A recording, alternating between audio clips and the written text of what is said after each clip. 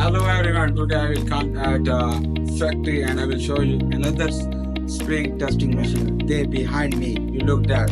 This is a fatigue spring testing machine and they testing all kind of springs in one machine. This machine is usually used for industrial use and university and the research institute. Also they use this machine. The machine controlled by the computer software.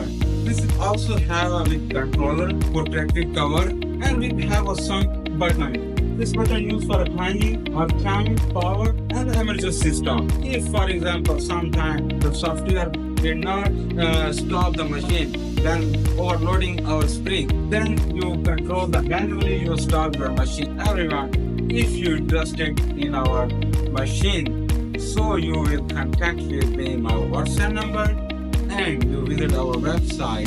I mentioned in the video, you go there and visit our website and explore another machine. If you're interested, you will contact with us in 24 hours, 7 days.